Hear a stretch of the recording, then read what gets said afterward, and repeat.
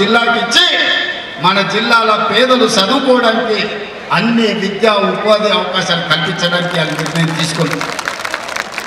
100 రోజుల్లో 10,000 కోట్ల రూపాయలు ఈ పాలమూరుకు మంజూరు చేసి పాలమూరు రంగారెడ్డి ఎత్తిపోతల పథకానికి 45 టీఎంసీల నీళ్ల కేటాయింపే కాదు 30,000 కోట్ల రూపాయలు కేంద్ర ప్రభుత్వం నుంచి రాబట్టడానికి కేంద్ర ప్రభుత్వాన్ని ఒత్తిడి చేసి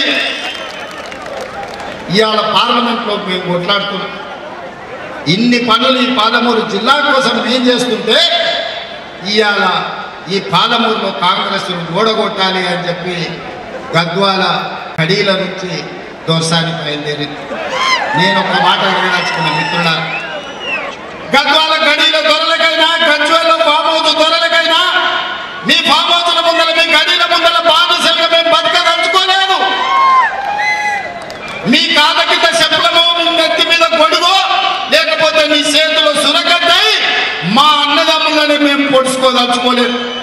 నేను అనుకుంటుండొచ్చు గతంలో లాగానే ఈ పాలమూరు బిడ్డలు మీ కాళ్ళ కింద చెప్పులుగానో మీ నెత్తి మీద గొడుగలోనో మీ చేతిలో సురకత్తులుగానో మారి మమ్మల్ని మేము పొడుచుకొని చేస్తే మా శవాల మీద మీరు గద్దెనెక్కాలని కలలు అంటుండేమో. మీ జాతకం, మీ రంగు, మీ నీతి, మీ జాతి మేము గుర్తించడం, మిమ్మల్ని పండబెట్టి తొక్కి పార్లమెంట్ కాంగ్రెస్ పార్టీ అభ్యర్థిని పంపించే బాధ్యత మా కాంగ్రెస్ పార్టీ కార్యకర్తలు తీసుకుంటారు. నేను అడుగుతున్న మిత్రులారా, 70 ఏళ్ళలో మన జిల్లాకు ఒక అవకాశం వచ్చింది.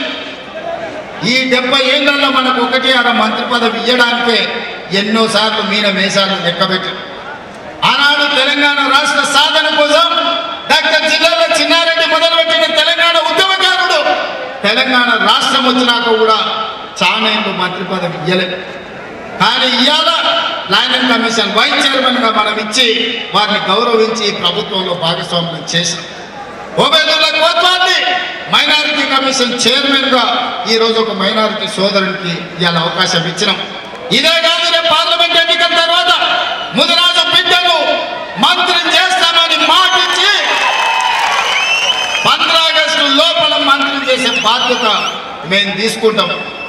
ఇదే కాదు, ఇవాళ మిత్రులారా 30 ఏళ్ల నుంచి నానుతున్న సమస్య మాదిగల వర్గీకరణ.